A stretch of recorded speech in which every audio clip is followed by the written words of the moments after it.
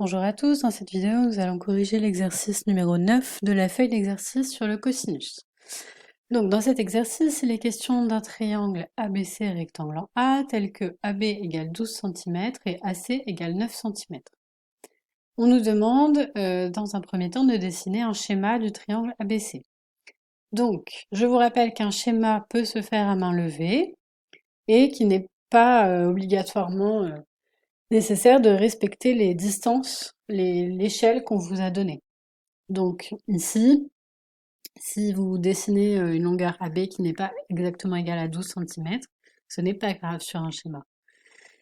Si jamais vous faites un vrai triangle avec les vraies mesures, ça ne pose aucun problème. Vous ne serez pas pénalisé pour ça.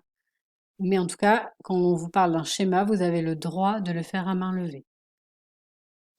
Donc, par contre, ce que vous êtes tous obligés de faire, c'est d'annoter votre schéma, c'est-à-dire de mettre les points, d'accord, les sommets des triangles, et de mettre les mesures que vous connaissez. Donc ici, l'angle A, on le connaît, il fait 90 degrés, puisque c'est un triangle rectangle. Donc ça, on le met.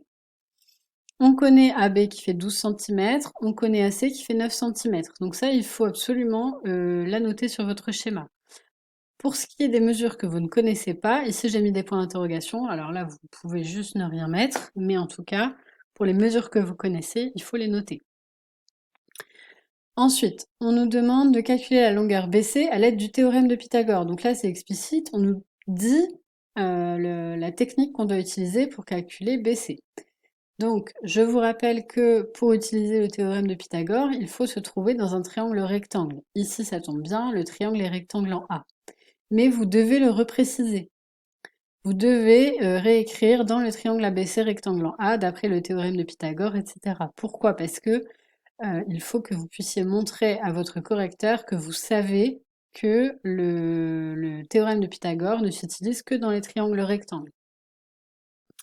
Donc ensuite, on déroule Pythagore, donc BC carré égale AB carré plus AC carré. On remplace AB par 12, AC par 9, puisque ce sont les mesures qu'on nous a données dans l'énoncé. Ça nous donne 144 plus 81, 225. Et ensuite, on vient chercher la racine carrée de 225, ce qui nous donne 15 cm. Pour cette partie-là, je pense que ça ne pose pas trop de problèmes.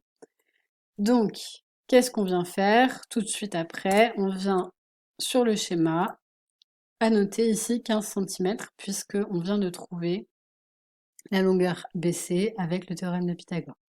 Donc on complète le schéma au fur et à mesure. Ensuite, on nous demande, à l'aide de la calculatrice, de donner une valeur approchée de la mesure de l'angle ABC au centième de degré près. Alors, à l'aide de la calculatrice, ça veut dire qu'il va falloir faire un calcul. Ça veut dire qu'on ne vient pas ici, avec le rapporteur, juste mesurer l'angle. De toute façon, vous avez fait un schéma, donc ça, en général, c'est pas précis au centième de degré près, donc vous devez ici utiliser un calcul. Alors, qu'est-ce qu'on connaît dans ce triangle? On connaît AB, on connaît BC, donc ça veut dire qu'on connaît l'angle adjacent à l'angle B et on connaît l'hypoténuse. Bon, tout ça, ça va nous ramener forcément au cosinus. Alors forcément, c'est la feuille d'exercice sur le cosinus, mais la réflexion que vous devez avoir si c'est un exercice en dehors du thème du cosinus, c'est celle-ci, c'est de vous dire j'ai cette mesure-là, j'ai cette mesure-là, je cherche l'angle, je peux utiliser le cosinus. Donc pour utiliser le cosinus, qu'est-ce qu'on fait? On redit que le triangle est rectangle en A, sinon le cosinus ça marche pas, donc on est obligé de repréciser. Alors je n'ai pas mis la formule générale ici parce que vous n'êtes pas forcément obligé de la réécrire. C'est bien si vous la réécrivez et que derrière vous emmêlez les pinceaux, au moins ça montre au correcteur que vous connaissez votre formule, mais c'est pas obligatoire. Le cosinus de ABC, donc ici, c'est égal au côté adjacent AB sur BC, donc AB sur BC. On remplace par les valeurs qu'on connaît, 12 et 15. Et donc vous pouvez ici simplifier la fraction en écrivant que c'est égal à 4 sur 5. Pourquoi? Parce qu'en fait, ça c'est la fraction divisée par 3 en haut et divisée par 3 en bas. Donc Si je divise par 3, 12, ça fait 4. Et si je divise par 3, 15, ça fait 5. Donc la fraction ne change pas. On est ici, c'est proportionnel en fait. 12 quinzièmes, c'est proportionnel à 4 cinquièmes. Ensuite, quand on cherche un angle et qu'on a son cosinus, d'accord, ici j'ai le cosinus de l'angle ABC qui vaut 12 sur 15 ou 4 sur 15 sur 5. Donc pour retrouver l'angle, je vous rappelle qu'on utilise arcos. Pourquoi? Parce que arcos de cosinus de l'angle, en fait, ça va nous redonner l'angle. Le arcos et le cos ici s'annulent. Si je multiplie arcos, enfin si je fais le arcos du cosinus, je retombe sur l'angle. Et cosinus de ABC, c'est quoi? Eh bien, c'est 12 quinzièmes ou 4 cinquièmes, c'est pareil. Donc, dans ma calculatrice, ici, je tape arcos de 12 quinzièmes. Je vous invite vivement à ne pas faire d'abord la fraction, puis arcos de ce que vous aurez trouvé. Vous tapez directement dans la calculatrice arcos de 12 divisé par 15 et vous fermez votre parenthèse. Pourquoi? Parce que ça évite les erreurs d'approximation.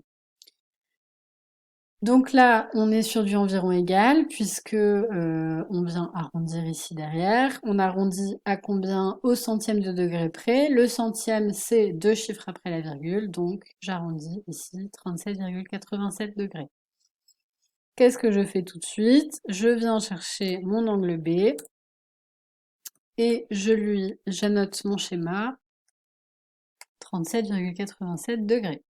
Petite phrase de conclusion, donc la mesure de l'angle ABC est environ égale à 37,87 degrés.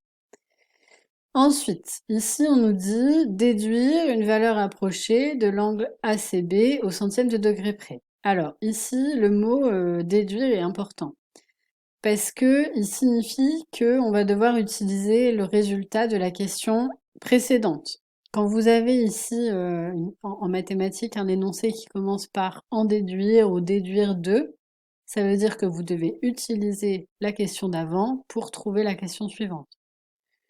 Donc là, en l'occurrence, la question d'avant, on a trouvé 37,87. Donc ça veut dire qu'on doit utiliser cette valeur-là pour faire la question 4. Je vous dis ça parce que, en fait, l'angle ACB, on pourrait le calculer ici en utilisant le cosinus, puisque on a la mesure de l'angle adjacent et on a l'hypoténuse. Donc on pourrait très bien faire exactement la même chose que ce qu'on vient de faire, c'est-à-dire utiliser cos de ACB cette fois-ci, et etc., arcos, pour trouver cet angle-là. Sauf que on nous a dit ici de déduire.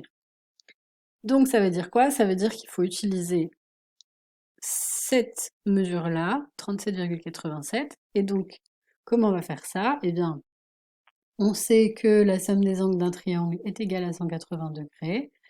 On a la mesure de cet angle-là, on vient de calculer la mesure de cet angle-là, on va pouvoir en déduire la mesure de cet angle-là. Donc ici, la somme des angles d'un triangle est égale à 180 degrés. Donc dans le triangle ABC, alors là, on s'en fiche de savoir s'il est rectangle ou pas, parce que ça marche pour tous les triangles. Si A égale 90 degrés et B environ égal à 37,87 degrés, alors C est environ égal, environ parce que ici, c'est du environ égal. 180 moins 90 moins 37,87, et donc tout ça, ça donne environ 52,13. Ah, une nouvelle mesure, tout de suite, on vient sur le schéma,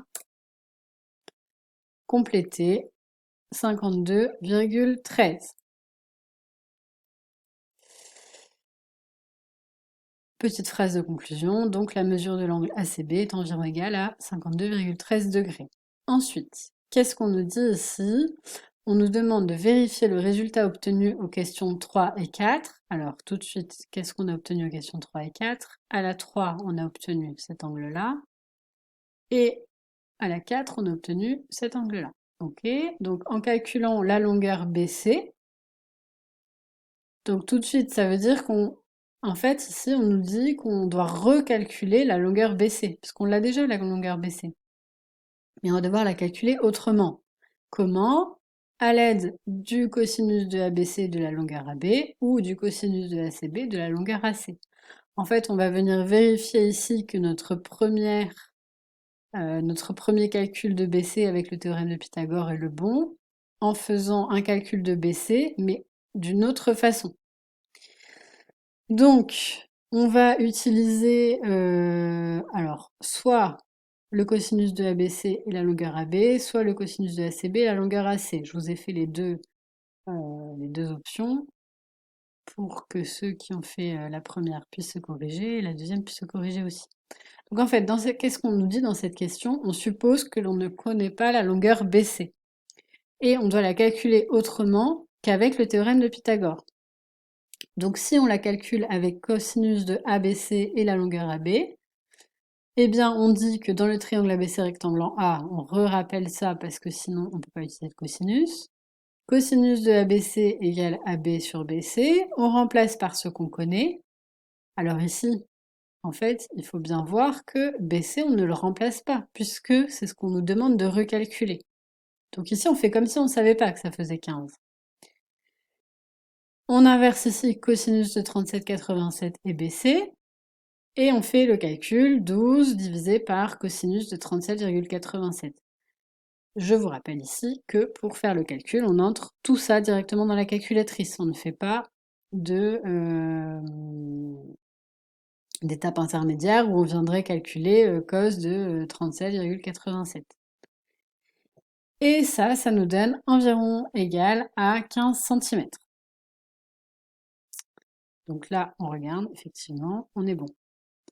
Je vous ai fait aussi donc la version avec l'autre angle, donc c'est la même chose, hein, cosinus de ACB et la longueur AC. Donc dans le triangle ABC rectangle en A, le cosinus ici de cet angle-là est égal à AC sur BC.